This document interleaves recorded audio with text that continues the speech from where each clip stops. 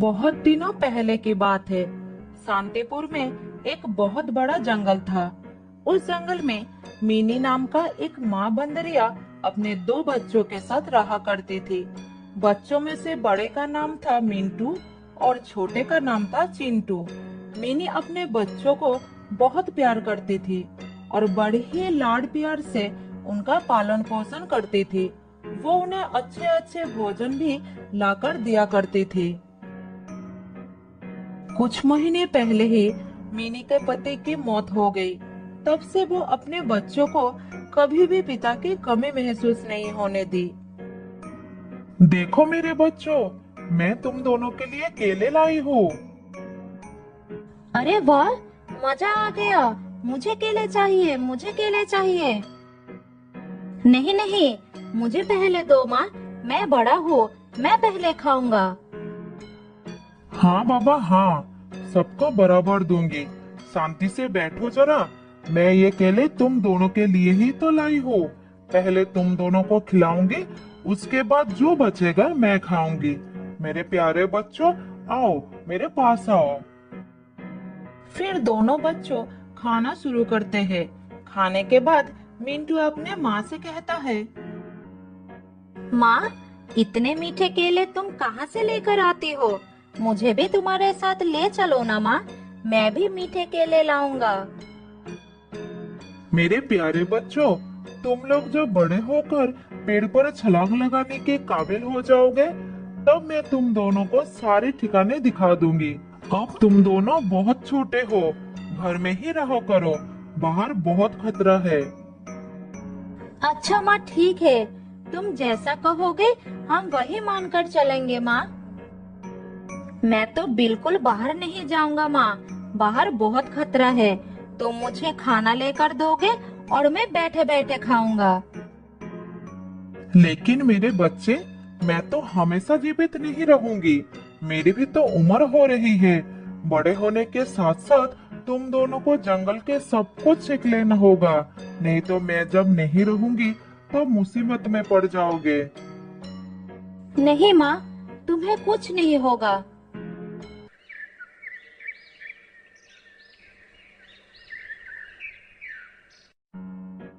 इसी तरह समय बीतता गया और समय बीतने के साथ साथ मिंटू और चिंटू बड़े होते जाते हैं।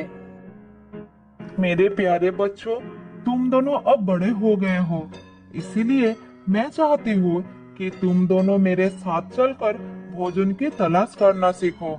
जंगल के नियम के बारे में जानो, जिससे तुम लोग खुद से अपना भोजन ढूंढकर अपना पेट भर सको। हाँ हाँ माँ, मैं तो कब से जाने के लिए तैयार हूँ। मुझे अभी ले चलो माँ। मैं इस घर के बाहर कभी नहीं गया हूँ। मुझे जंगल देखने का बहुत मन कर रहा है माँ। नहीं माँ, मैं नहीं जाऊंगा। मेरी तबीयत ठीक नहीं लग रही है। तुम दोनों जाओ। अच्छा अच्छा ठीक है, कोई बात नहीं। मैं तुम्हारे लिए भोजन लाऊंगी। फिर माँ बेटे भोजन लाने के लिए जंगल की तरफ चले जाते हैं और चिंटू घर में बैठकर आराम करने लगते हैं। इसी तरह कुछ और दिन बीत जाता है। चिंटू को इसी तरह बिना हाथ पैर चलाए भोजन मिलने लगा, जिससे वो और भी आलसी हो गया। बाद में जब उसकी माँ उसे जंगल में जाने के लिए कहती थी, तो वो कुछ न कुछ बहाना बना देता था। बेटा चिंटू, क्या आज तुम मेरे साथ चलोगे? ऐसे बैठे रहने से कुछ नहीं होगा। तुम्हें भी तो खाना ढूंढना सीखना होगा। नहीं माँ, मेरे पैरों में बहुत दर्द हो रहा है।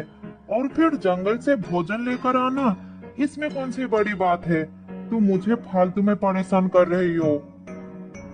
अच्छा ठीक है, तुम आराम करो। मैं खाना लेकर आती हूँ। मिनी को ये बात समझ में आ जाती है कि चिंटू की आदत बिगड़ गई है। वो आलसी हो गया है। अगर वो अभी भी नहीं सुधरा, तो उसे एक दिन बहुत बुरे वक्त का सामना करना पड़ सकता है। इसी तरह मिनी उसके भविष्य को लेकर चिंतित हो जाती है। लेकिन चिंटू को लगता था कि उसकी माँ उसे अपने साथ ले जाकर बस परेशान करना चाहती है। खाना ढूंढना तो वो सीख ही लेगा, लेकिन अभी नहीं। इसी बीच एक दिन मिनी की मौत हो जाती है। दोनों भाई माँ के पास खड़ा होकर बहुत रोने लगते हैं।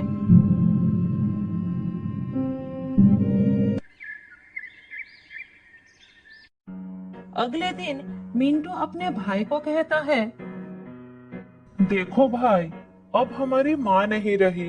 अब हमें खुद से सारा काम करना पड़ेगा। अरे, तुम तो मेरे भाई हो ना। तुम्हारे रहते मुझे किस बात की चिंता है।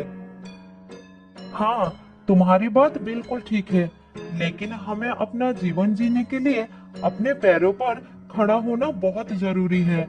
मैं कब तक तुम्हारा साथ दूंगा। अरे भैया, ज्यादा ज्ञान मत दो। जंगल से मेरे खाने के लिए कुछ भोजन लाते हो तो तुम इसीलिए अपने आप को बड़ा महान समझने लगे हो।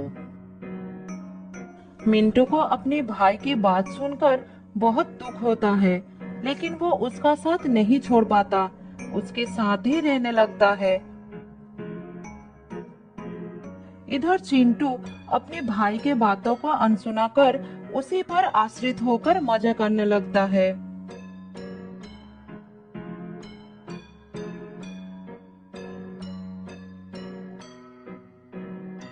अरे चिंटू, कहाँ हो? ये देखो, आज मैं तुम्हारे लिए आम लेकर आया हूँ। जल्दी आओ, आम बहुत ही स्वादिष्ट है। फिर चिंटू अपने भाई के पास आकर आम खाने लगता है। इसी तरह दिन बीतता गया।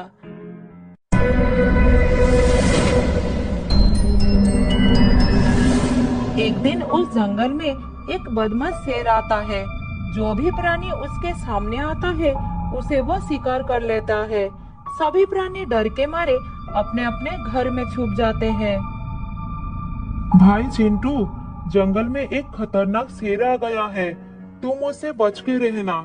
जब तक मैं खाना लेकर नहीं आ जाता, तब तक तुम सावधान रहना। ठीक है, तुम मेरी चिंता मत करो। मिंटू पेड़ से उतरकर भोजन के तलाश में निकल जाता है। तभी वो शेर उसका पीछा करता है। मिंटू शेर को देखकर दौड़ने लगता है। फिर किसी तरह एक पेड़ पर चढ़ जाता है और अपना प्राण बचा लेता है। लेकिन वो शेर उस पेड़ के नीचे बैठकर मिंटू के उतरने का इंतजार करने लगता है। ये शेर तो मेरे पीछे ही पड़ गया। अब मैं अपने घर कैसे जाऊंगा? इसी तरह रात हो जाती है, लेकिन शेर वहां से नहीं हटता, जिस कारण मिंटू अपने घर नहीं जा पाता। उधर चिंटू अपने भाई के घर ना लौटने के कारण भूखा ही रह जाता है, लेकिन वो भोजन के लिए कोई भी कोशिश नहीं करता। पता नहीं मेरे भाई को क्या हो गया। कहीं ऐसा तो नहीं वो जानबूझकर आज वापस नहीं आया। मैं सुबह से भूखा हूँ। अब मैं क्या करूँ? बहुत भूख लगी है।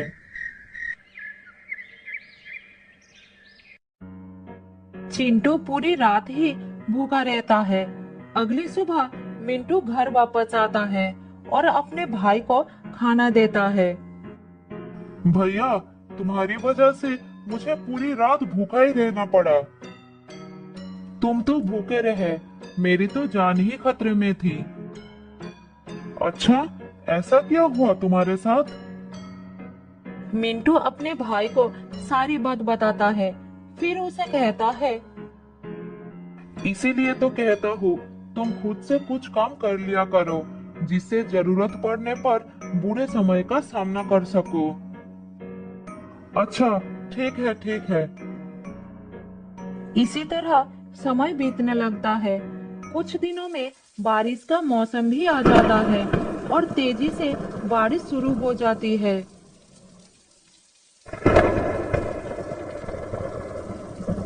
भैया, बहुत भूख लगी है। कुछ खाना ला कर दो ना। रहा नहीं जा रहा है। मैं क्या कर सकता हूँ? बारिश थमने के नाम ही नहीं ले रही। क्या हम बारिश में खाना लाने के लिए जा नहीं सकते हैं? माँ ने कहा था आंधी तूफान या तेज बारिश होने लगे तो घर से बाहर नहीं निकलना, जान को खतरा हो सकता है। दोनों भाई भूखे प्यासे बारिश रुकने का इंतजार करने लगते हैं। दिन ढलकर रात हो जाती है, लेकिन बारिश लगातार होती रहती है। सुबह होने पर वो देखते हैं कि जंगल में बाढ़ आ गया है और ऊपर से बारिश भी नहीं रुकी थी। हे भगवान, पूरा जंगल बारिश के पानी में डूब गया है। अब क्या करूं? भूखे भाई का हाल देखकर मिंटू से रहा नहीं जाता और वो खाने के तलाश में जाने लगता है। तुम अपना ख्याल रखना, मैं खाने की तलाश में जा रहा हूँ। मैं भी तुम्हारे साथ चलूंगा भाई। नहीं, अभी नहीं, बाहर बहुत खतरा है, बारिश भी हो रही है। मैं जल्दी कुछ खाना लेकर आ जाऊंगा। मिंटू खाना लेने के लिए चला जाता है और चिंटू घर पर भैया के लौटने का इंतजार करता है। बहुत समय बाद भी मिंटू वापस नहीं लौटता। अरे भैया अभी तक वापस क्यों नहीं आया? इतनी देर हो गई, भूख से तो मेरी जान निकल जा रही है। अगर मुझे खाना ढूंढने का अनुभव होता तो मैं खुद चला जाता। चिंटू को बहुत ही पछतावा होता है कि वो हमेशा दूसरों पर निर्भर रहा। उसने कभी भी किसी चीज को पाने की कोशिश नहीं की, जिसके कारण आज वो संकट में फंसा हुआ है। कुछ दिनों से लगातार भूखे प्यासे रहने से चिंटू की हालत बहुत खराब हो जाता है। फिर एक रात उसे भूखे सोना पड़ता है, लेकिन चिंटू के लिए उस रात के बाद अगली सुबह नहीं होती। वो हमेशा के लिए सो जाता है। तो दोस्तों, इस कहानी से हमें ये सीखने को मिलता है कि हमें कभी भी दूसरों पर आश्रित नहीं रहना चाहिए। बहुत साल पहले की बात है। एक जंगल में रहती थी एक लोमड़ी। वो बहुत झूठ बोलती थी। उसे इधर की बातें उधर लगाने का बड़ी शौक थी।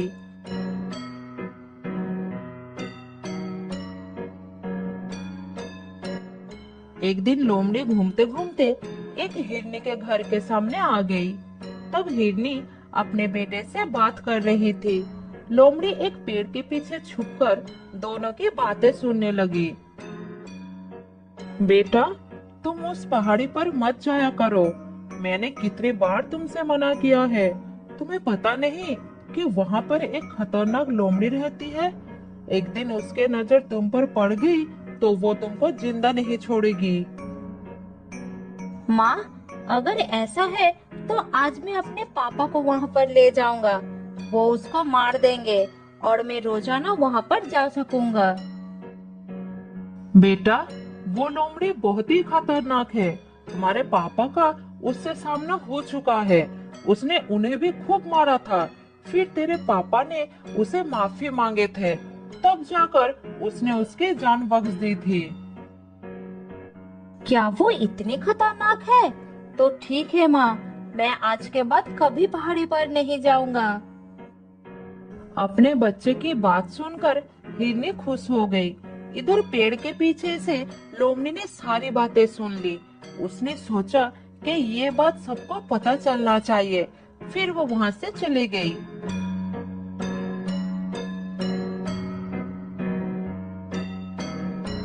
वापस जाकर वो एक एक करके सारे जानवरों को ये बात बता दी कि हिरनी का पति एक लोमड़ी से पीट कर आया है। उधर हिरनी का पति जब जंगल में घूम रहा था, तब हर जानवर उसका मजाक बना रहे थे। वो सब यही कह रहे थे कि वो एक लोमड़ी से मार खा कर आया है। यही बात सुन सुनकर उसे बहुत गुस्सा आ गया। तब वो अपने घर पहुंचकर हिरनी के ऊपर बरसने लगा। तुमने लोमड़ी से कहा कि मैं एक लोमड़ी से मार खाकर आया हूँ। यही बात उसने पूरे जंगल में फैला दी है। तुमने ऐसा क्यों कहा? पति के बात सुनकर हिरनी ने उसे सारी बात बताई। अरे सुनो सुनो, गुस्सा मत करो। मैंने सिर्फ हमारे बच्चे को डराने के लिए कह दिया था और वो मान भी गया। मुझे नहीं पता कि लोमड़ी ने ये बात कब सुन ली। ये सुनकर हिरनी का पति लोमड़ी के पास गया और उससे बोला,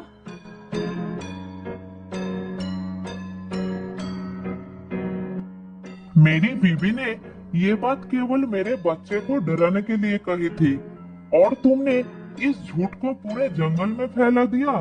तुमने ऐसा क्यों किया? अब जाओ और जाकर सबको सच्चाई बताओ कि मैं किसी लोमड़ी से मार खाकर नहीं आया हूँ। उसका गुस्सा देखकर लोमड़ी डर गई। उसने फिर सबके पास जाकर ये बात फैला दी कि ये सिर्फ एक झूठ था। फिर वो थका हारा हिरनी के पति के पास पहुंची। तब उसने उसे माफ कर दिया और लोमड़ी अपना घर लौट गई।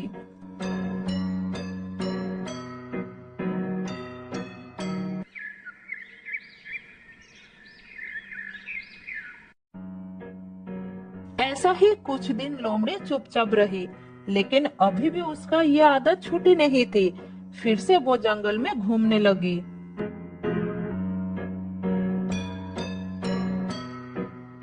एक दिन शेर महाराज गुफा के सामने आराम कर रहा था।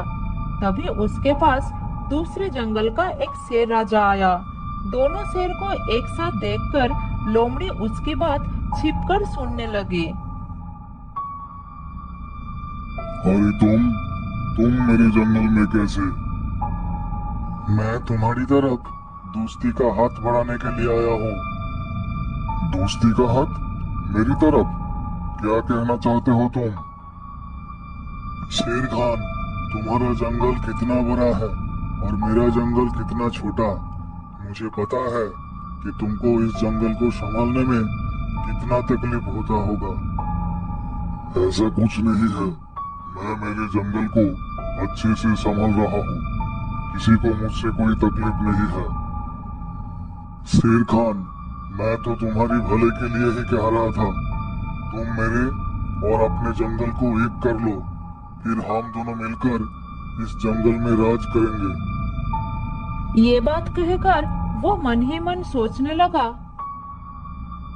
बस एक बार ये हाँ कर दे, फिर इसके जानवरों के साथ मिलकर इसी को मरवा दूंगा। तब दोनों जंगल पर मेरा ही राज होगा। मुझे ये मंजूर नहीं है। तुम जा सकते हो। तुम बूढ़े हो चुके हो शेर खान। अगर कोई मुसीबत आ गई तो तुम कैसे इस जंगल को बचाओगे? ये सुनकर शेर खान को गुस्सा आ गया। लगता है तुझे दिखाना ही पड़ेगा कि मुझ में दम है कि नहीं।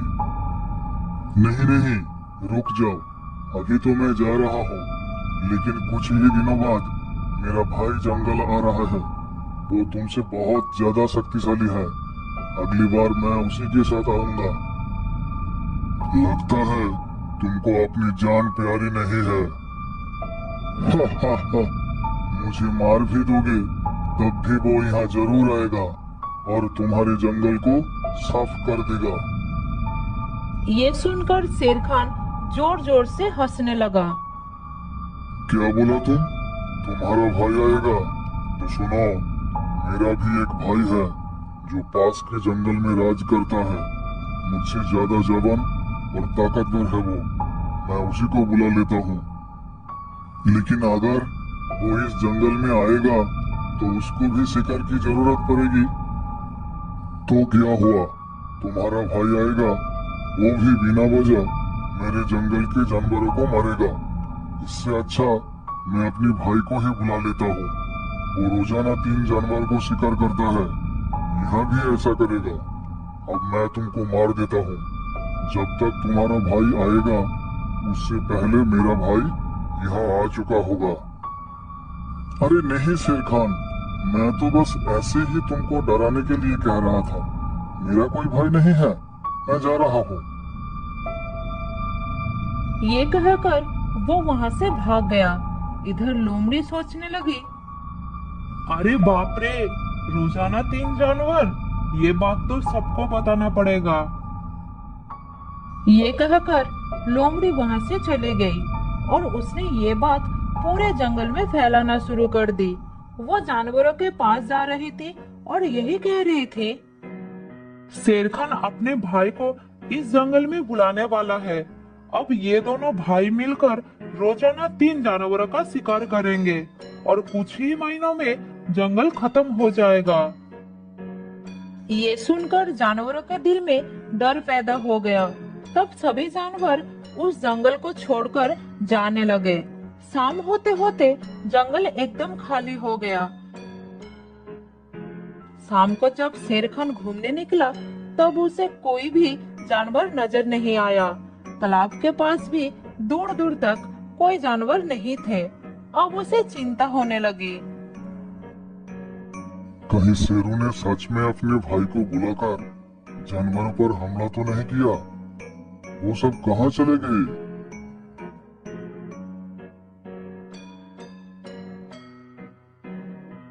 थोड़ी दूर जाने के बाद शेर खान को बहुत सारा पैरों के निशान नजर आया जो जंगल के बाहर के तरफ जा रहा था। फिर वो उसी रास्ते से भागना शुरू कर दिया।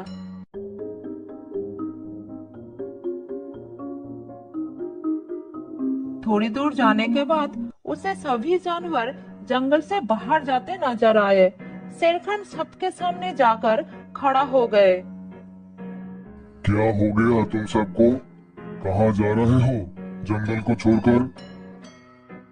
थोड़ी देर तो कोई कुछ नहीं बोला। फिर हाथी ने हिम्मत करके कहा, वहाँ रुककर मौत का इंतजार करने से अच्छा है कि हम यहाँ से चले जाएं।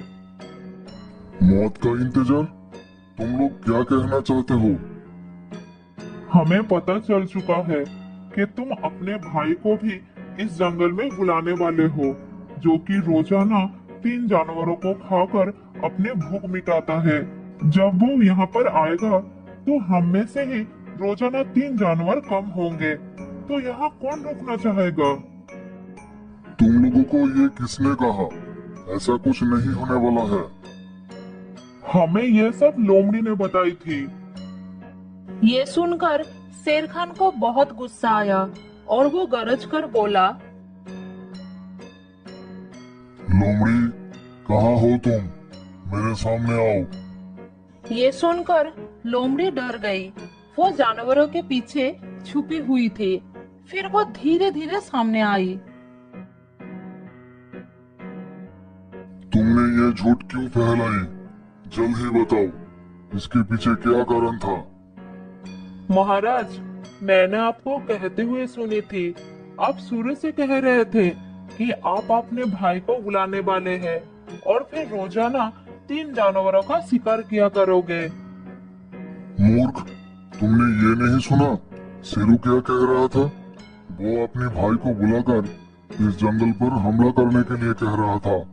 इसीलिए उसको डराने के लिए मैंने ऐसा बोल दिया कि मेरा भी एक भाई है। असल में मेरा कोई भाई नहीं है और मैं कभी अपने जंगल को बर्बाद नहीं करूंगा।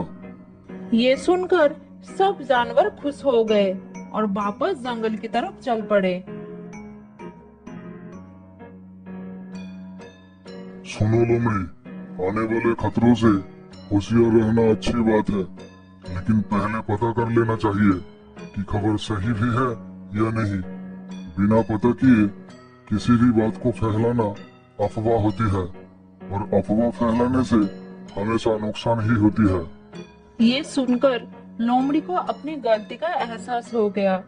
फिर उस दिन के बाद उसने अफवाह फैलाने की आदत हमेशा के लिए छोड़ दी।